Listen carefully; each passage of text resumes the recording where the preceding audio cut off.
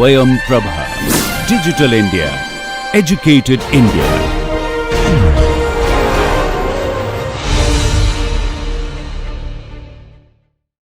In this lesson, we will discuss the maximum power transfer theorem. It's a theorem of great practical importance. If you have a circuit with a number of independent sources and other linear components such as resistors and control sources, and you have access to two of its terminals, the question is, how do you extract the maximum power by connecting a resistor, a load between these two terminals? Okay.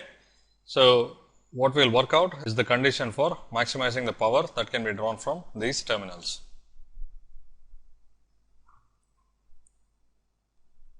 It is known as the maximum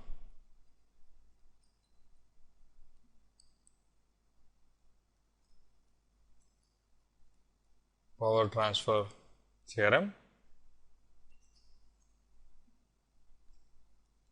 We have a network N with independent sources, linear resistors and linear control sources, self-contained. So, all the controlling quantities are within the same circuit N, and we have access to two of its terminals, 1, 1 prime. We can connect a resistance RL between 1 and 1 prime, and we are allowed to vary RL, and we are required to find out at what value of RL we can draw the maximum power from the circuit. That is, at what value of RL will maximum power be dissipated in RL and how much that power is. Okay.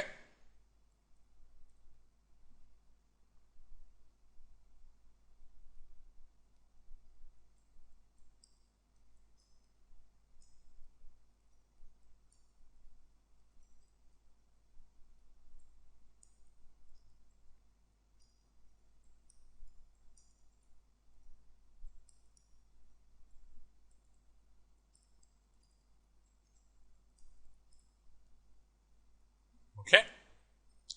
Now, we know that every network, every circuit for which two terminals are accessible can be modeled by either the Thevenin equivalent, a voltage source VTH in series with a resistance RTH, or the Norton equivalent,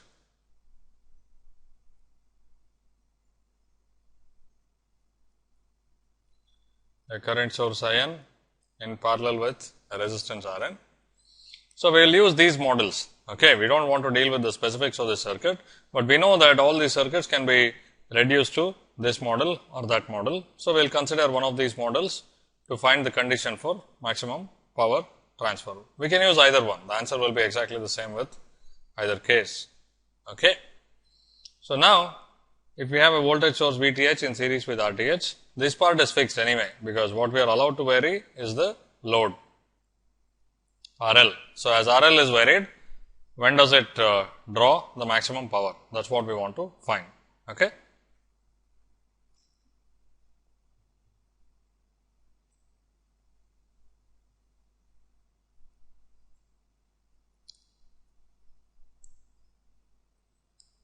Now, what is the power dissipated in RL?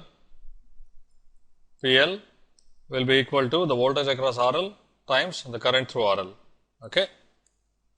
The voltage across RL from voltage divider expression is VTH times RL by RL plus RTH. The current through RL, we have VTH across RTH plus RL. So, it will be just VTH by RL plus RTH. The power PL, which is the product of the two, will be VTH square RL by RL plus RTH square. Okay. Now, of course, to maximize a function, we know that we can differentiate the function and set it to 0. At least that will find the extremes of the function, whether it is maximum or minimum, and by finding the second derivative, you can figure out whether it is maximum or minimum. Okay. Now, by differentiating this with respect to RL, which is our variable here, which is what we are allowed to vary, we have VTH square, which is a constant as far as we are concerned, and the denominator will be squared. We will have denominator times the derivative of the numerator, which turns out to be RL plus RTH square times the derivative of RL, which is 1, minus the numerator RL times the derivative of the denominator, which is 2 times RL plus RTH. Okay. So, this whole thing turns out to be VTH square times RL plus RTH, RTH minus RL. Okay. And here we have RL plus RTH to the power of 4. Okay. Now, it is very easy to see that this goes to 0 when RL equals RTH. Okay. When RL equals RTH, the derivative goes to 0. So, that is when the extreme must occur, and it turns out that that is the maximum. Okay.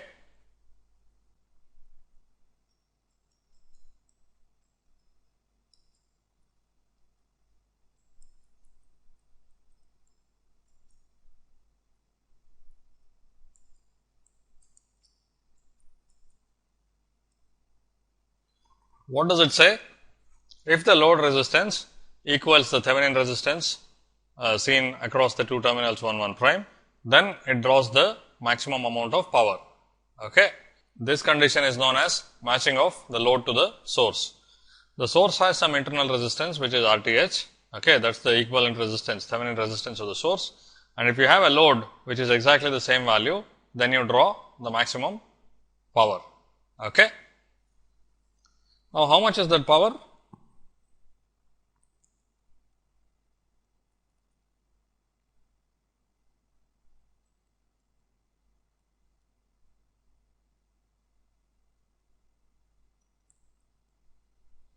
So, if this is the case, the current here will be VTH by 2 RTH, and the voltage across this will be just VTH by 2. So, the maximum power that can ever be dissipated in RL as you vary RL for a given source is the product of this voltage and current, which is VTH square by 4 RTH. Okay. Notice that this is a property of just the circuit. Okay. The load, when it is arranged to draw maximum power, its resistance will be equal to the source resistance. So, the maximum power that is dissipated in the load will be equal to VTH square by 4 RTH, and this is known as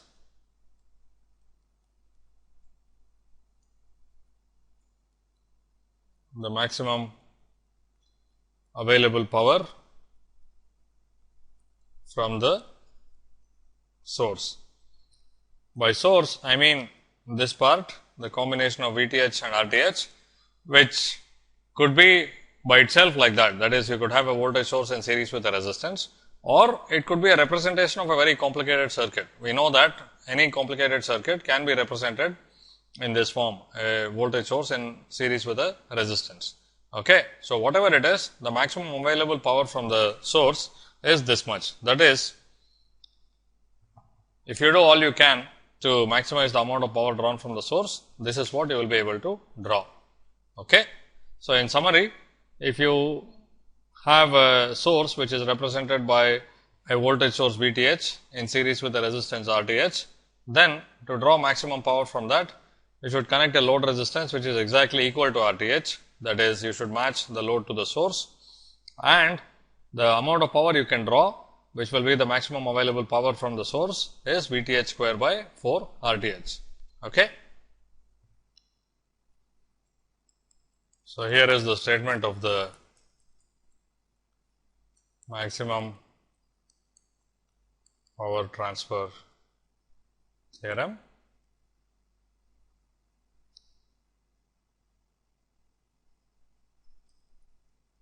for a given source, when I say given source, the Thevenin voltage and the Thevenin resistance are given.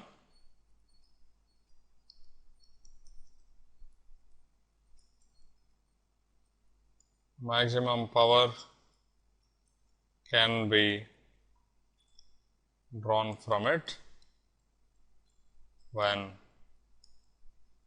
the load resistance equals the Thevenin resistance of the source. I will call it the source resistance. RL equals RTH, and the maximum power drawn, which is defined to be the available power of the source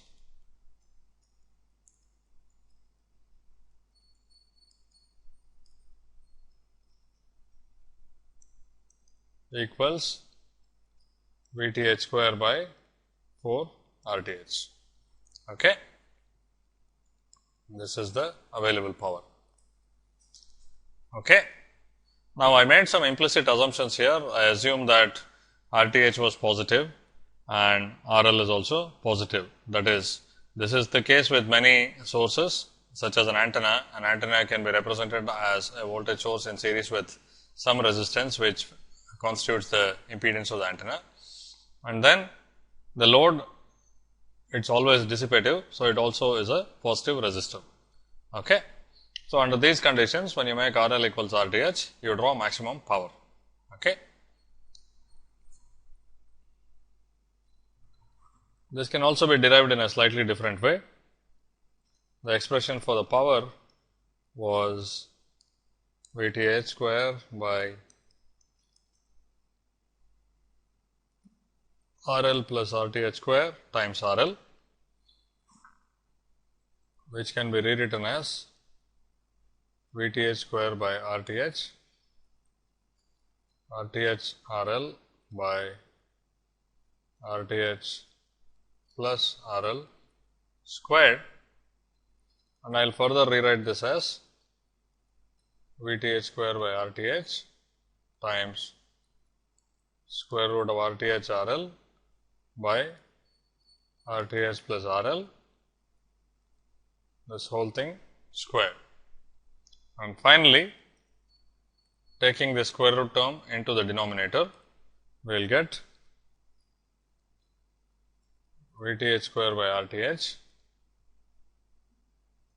1 by square root RTH by RL plus square root RL by RTH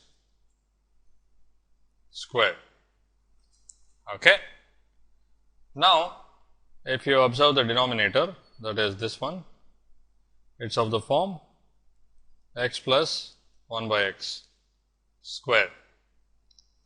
Now, this function x by 1,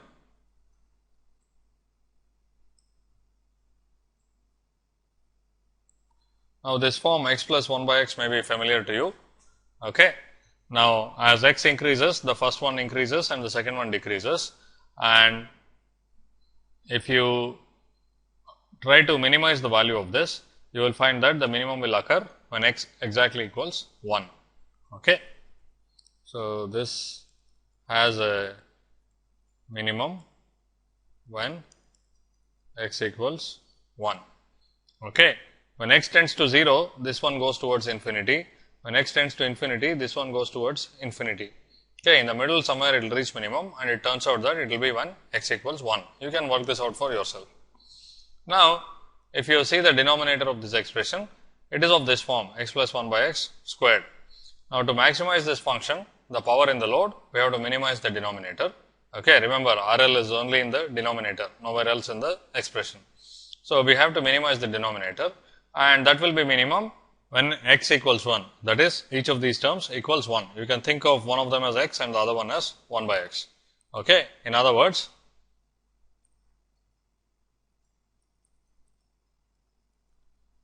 the maximum of PL, which occurs when the denominator is at its minimum,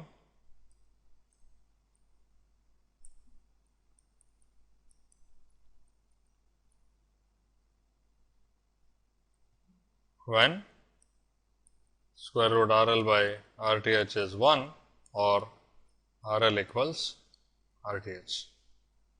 Okay. So, another way of deriving the same result. Okay.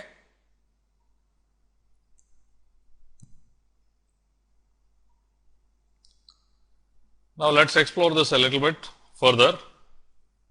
This expression PL being VTH square times RL by RL plus RTH squared. Okay. If you plot PL as a function of RL,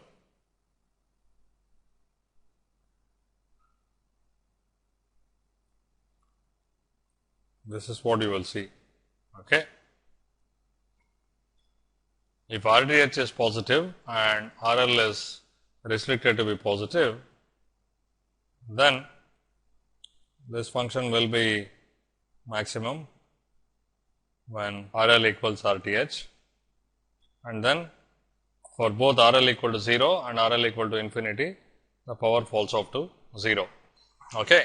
For RL equal to 0, the load is a short circuit, there can be no voltage across it and it does not draw any power, it does not dissipate any power.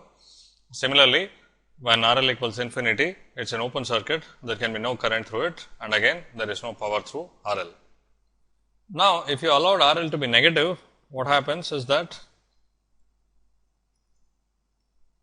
when RL equals minus RTH, you have a short circuit across the voltage source. The series combination gives you 0 resistance. Okay. So, that gives you the maximum possible current, that is infinite current through RL. Okay. And in fact, RL will be delivering power instead of absorbing power. And the power actually goes to infinity when RL equals minus RTH. When it becomes more negative than minus RTH, it again comes back to 0. Okay. So, here I have assumed that RTH is more than 0 and then this will be when maximum power is absorbed in RL. Okay. And if you say maximum power absorbed or delivered by RL, the maximum power will be delivered when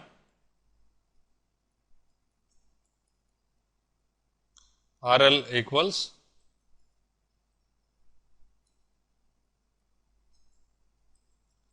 minus RTH. Okay. But of course, this is not a very useful result, because this means that RL itself is delivering power, and to arrange for that, RL cannot be a physical resistor, but equivalent of some complicated circuit with sources inside and so on. Okay. So, this is not a very useful result, but I just wanted to highlight that it is possible to have infinite power also, but then it will be infinite power being delivered by RL. Okay. When RL exactly equals minus RTH, the current in the loop goes to infinity and you have infinite power as well. Okay. But the result of real significance is this: when RL equals RTH and you have the maximum power absorbed. Okay. An example of this happens when you have an antenna.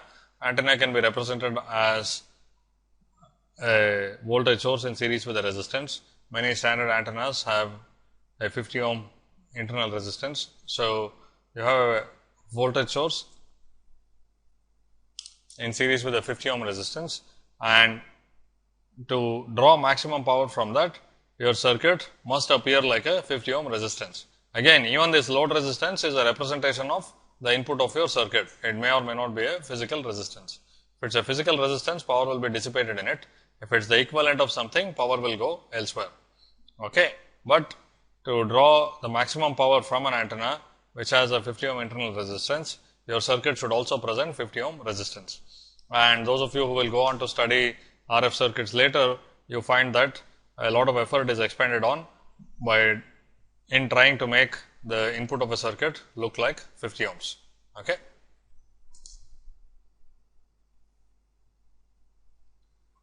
And as a very last thing, I just want to touch upon something. I won't discuss this in detail. This scenario is sometimes confused with the scenario that we already discussed. That is, let's say we have a source Vs and its source resistance Rs. Okay. And you connect a load to it. Exactly the same situation as before. I simply change the symbols around. That's all. Now, let's say that you vary Rs, not RL.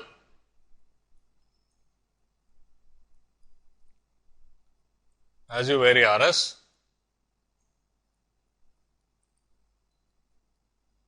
what is its value when maximum power is absorbed in RL. Okay. I won't work this out. You can do it yourself, and you can do it by differentiation or by thinking about it in any other way. And of course, you can for now assume that all resistances are positive. Okay, they are non-negative. Think about it. The answer is very simple, but don't confuse this situation with the other one where we were varying RL and trying to find when the maximum power is absorbed in RL. Okay.